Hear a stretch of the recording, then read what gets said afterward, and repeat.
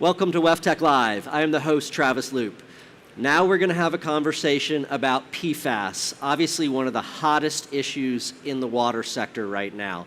For this conversation, I am joined by Viraj deSilva. You're with Freese Nichols as the wastewater treatment process leader. So you're going to have all the answers for us today on PFAS, right? Yes, we're going to solve this problem in the next 10 minutes. Yes. What are the challenges with removing PFAS from water? Yes. So the PFAS, poly or perfluoroalkyl substances, these chemicals are nicknamed as forever chemicals because they are hard to break and they stay in the environment forever. And also they are heat resistant and they are used for grease repellent and other applications. 3M and DuPont produced these chemicals about 40 years ago, and it is still in the environment, although these original chemicals are banned in the US. So the municipalities in the US, typical wastewater plants and water plants are not equipped to remove PFAS because they need special technologies to do it. So the challenges are, since it is not regulated by EPA up to date, they were not removing these chemicals by municipalities. So right now, as we go through the EPA PFAS roadmap, we will see some regulations coming on the drinking water side, and then it will trickle down to the wastewater side and biosolids as well. So the treatment technologies are, some of these established treatment technologies are available today, but others are on the research to destroy these chemicals.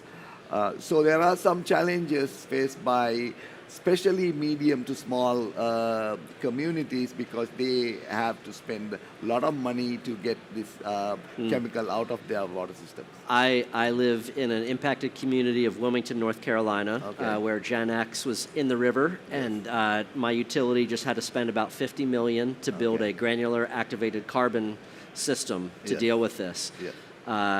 I'm hoping that's one of the effective technologies that you're going to list when I ask you this question of what are the most effective technologies right now for getting PFAS out of water? Yes.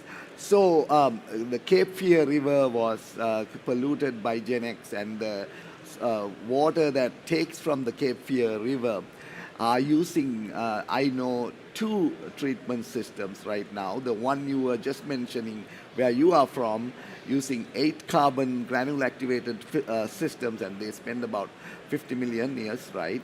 And then in the same river source, another treatment systems, they are using reverse osmosis system. So the 3 most established treatment systems right now are granule activated carbon, ion exchange, and reverse osmosis. Most popular one, but little bit expensive one, is the reverse osmosis, because reverse osmosis will remove most of the chemicals, including the PFAS. Now, the thing is, you have to you have to manage the concentrate from the reverse osmosis system that you have to manage, because the PFAS is concentrated in that waste. So that is a challenge right now faced by communities. The granule activated carbon filters, if they are big enough, your one, you were just mentioning that has, each filter has 60 to 80,000 pounds on each filter. There are 8 filters there. So they have to maybe change those filters, the granule activated carbon, every year. So every year they have to do something on this. So those are the 3 treatment systems I mentioned. Again, reverse osmosis, ion exchange, and granule activated carbon, and they are used widely in the United States right now. The ion exchange, what happens with that? I understand the concentrate from the reverse osmosis, then you've got to change out that carbon. What about the ion exchange? How's that work? Yes, so the ion exchange, the resins has to be changed. It's a similar, very similar cycle. You have, once the ion exchange resins are fully saturated with PFAS, they have to exchange the ion exchange with the new resins. So typically what happens is the vendor who is providing the ion exchange, he will come and change and take the resins back. So normally the municipalities has not to worry about it because the vendor will take care, either regenerate or landfill it. After that, he will get the new resin. So it's a similar technology as granule activated carbon. The vendor will take the used carbon or the ion exchange, but in the reverse osmosis, you have to manage, the municipality has to manage the concentrate. Very helpful, thank you. So what are some of the other technologies that have potential that are being looked at right now? Everybody's trying to solve this problem, right? You have 3 effective technologies, but they have costs, they have drawbacks. What's out there that people are looking at? Yeah, so the EPA has actually funded several universities to do this, to manage PFAS. So what the universities are looking at is to destroy this chemical rather to their own building blocks, which is carbon and fluorine. So a number of universities, I'll give you an example. Sonolysis is one of the technologies that University of Arizona is looking at right now. They are using sonolysis technology to mineralize the PFAS compounds. And another technology is called plasma technology. In the plasma technology, they are using electricity to produce a reactive water molecules plus some electrons that will react with the PFAS compounds.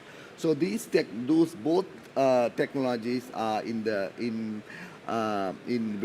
give very high good removal efficiencies, as well as another technology is called supercritical water oxidation. What that is done in Duke University, and what that technology does is they have found the pressure and a temperature point that